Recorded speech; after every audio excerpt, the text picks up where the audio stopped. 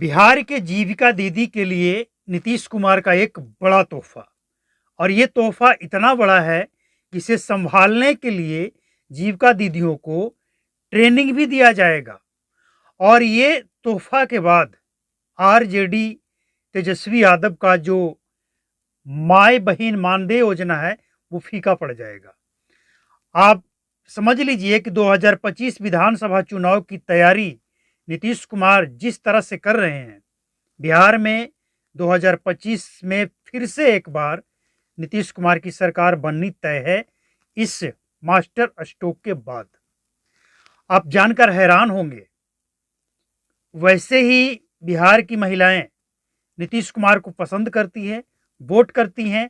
और जीविका जीविका दीदी के कहने पे ही बिहार में शराबबंदी बैन भी हुआ है।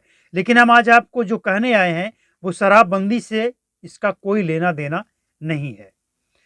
अब ये जो मास्टर स्ट्रोक इसे इसलिए कहा जा रहा है क्योंकि इसका फायदा बिहार के उन तमाम जीविका दीदी को होने जा रहा है।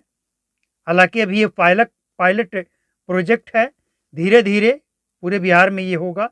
लेकिन एक उम्मीद की किरण जीविका दीदी के अंदर जो दिखी है, इसके बाद बिहार की जीविका दीदी यही कहेगी कि नीतीश कुमार सही हैं, तेजस्वी यादव का 2,500 रुपया मानदेय योजना, माई बहन मानदेय योजना नहीं चाहिए। हम ये कहना चाहते हैं कि तेजस्वी यादव दिल्ली के तर्ज पे या और राज्यों के तर्ज पे, या यूं कहे कि अरविंद केजरीवाल के तर्ज पे फ्री योजना बिहार में ले आकर, झारखंड के तर्ज पे फ्री योजना ले आकर बिहार में अगर वो राजनीति करना चाहते हैं तो उसके ऊपर नीतीश कुमार का ये एक बड़ा ही नहीं, बहुत बड़ा ये मास्टर स्ट्रोक है। समझिए कि जिस महिला को तेजस्वी यादव महीने के 2,500 रुपये देने की बात करते हैं, और उसी महिला को अगर नीतीश कुमार महीने का 2,500 नहीं, महीने का 25,000 कमाने का अवसर देंगे तो महिलाएं क्या चाहेंगी। असल में बिहार में अब जीविका दीदी को इलेक्ट्रिक साइकिल दिया जाएगा, बैटरी से चलने वाला साइकिल दिया जाएगा। और इसके लिए शुरुआती 50 महिलाओं को चुना गया है जिसे दिया जाएगा। साइकिल को कैसे चलाना है, कैसे रख रखाव करना है, जिसमें जीपीएस और कई टेक्नोलॉजी से लैस होगा वो साइकिल। अब जो ये उद्यमी महिलाएं हैं, जो अपना कुछ छोटा मोटा कारोबार करती है, उसे कहीं जाना है आस पड़ोस में, आस पड़ोस शहर में, गांव में, तो वो अब इस इलेक्ट्रिक साइकिल के माध्यम से चलकर जाएगी, अपने बिजनेस को रफ्तार देगी, आगे बढ़ाएगी। तो एक तरफ फ्री और दूसरे तरफ नीतीश कुमार का कि हम उद्यमी बनाएंगे, पहले 50 और इसके बाद 450। इसका जो शुरुआत है वो किया जाएगा पटना, वैशाली और मुजफ्फरपुर से। तो सचमुच ये जो योजना है ये दूर की सोच वाली योजना है। अब फ्री की चीजें देंगे, फ्री के 2,500 रुपये महीने देंगे तो उससे क्या होगा।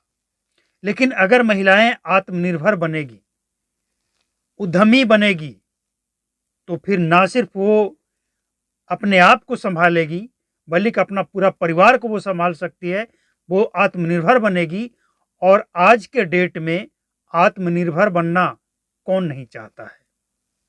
तो वाकई ये नीतीश कुमार का एक ऐसा मास्टर स्ट्रोक है जिसके सामने तेजस्वी यादव का मानदेय योजना फीका पड़ रहा है। लेकिन एक सवाल और उठता है, क्योंकि सवाल जब तक उठेगा नहीं तब तक इसका नेगेटिव पॉइंट दिखेगा कैसे। पहला सवाल यह है कि क्या इस योजना में जिन महिलाओं को चयन किया जाएगा, जो महिलाएं साइकिल की भागीदार बनेगी, जिसको दिया जाएगा, उसका सिलेक्शन कैसे होगा। उद्यमी मतलब कैसे, किस टाइप का उद्यमी, कौन सा कारोबार करने वाली महिलाएं को उद्यमी कहा जाएगा। ये है पहला पॉइंट, कहीं इसमें झोल झाल ना हो जाए। दूसरा पॉइंट ये है कि बिहार में नीतीश कुमार के बहुत सारी योजनाएं चल रही है और ज़्यादातर जो नीतीश कुमार की योजना है उसमें भ्रष्टाचार का भरमार है। जल जीवन हरियाली हो, नल जल हो, ऐसी कई योजना जिसमें भ्रष्टाचार का अंबार लगा है। आज बहुत से ऐसे वार्ड हैं जहां नल जल फेल है, बहुत से ऐसे वार्ड हैं, बहुत से ऐसे गांव कस्बा है जहां पे पेड़ लगाया तो जाता है लेकिन उसे बचाया नहीं जाता है। जब तक सरकारी योजना का लाभ लेना होता है तब तक लिया जाता है और कहीं कहीं तो उस योजना का लाभ सिर्फ कागजों में दिखा और दिखाया जाता है, जमीन पे उसका कोई लेना देना नहीं है। तो ये योजना भी उसी का भेंट न चढ़ जाए, इसकी क्या गारंटी है? देखिए, सरकार का जो भी योजना हो, अगर वो जिसके लिए योजना बनाया गया है उस तक डायरेक्ट पहुंचे बिना बिचौलिए के, तब तो सही है। लेकिन अगर बीच में बिचौली आ जाए, देखिए आज इस बात को हर कोई स्वीकार करता है कि भले ही आवास योजना का, इंदिरा आवास कहें या जो कहें, पीएम-सीएम आवास, उसका पैसा भले ही लाभुकों के डायरेक्ट खाते में मिलता हो, लेकिन इसके बावजूद क्या कमीशन नहीं निकाला जा रहा है उसमें 5,000 से 20,000 तक? सच है ये। तो जो भी योजना सरकार के द्वारा बनाया जाता है उस योजना से कैसे कमीशन निकालना है, इसकी तैयारी भी उसी समय सेट हो जाता है। इसमें किसे किसे किसका हिस्सा होगा, किसको कितना परसेंट दिया जाएगा, ये तय हो जाता है। साइकिल बनाने वाली कंपनी कौन सी होगी, कैसी साइकिल बनाएगी, कितना उसका प्राइस रखा जाएगा, कंपनी का कितना कमीशन होगा, इंजीनियर का कितना होगा, सब सेट हो जाता है मामला। तभी तो जल जीवन हरियाली में पेड़ लगाने का एक योजना है बिहार सरकार का, जिसमें बांस का घेराव किया जाता है।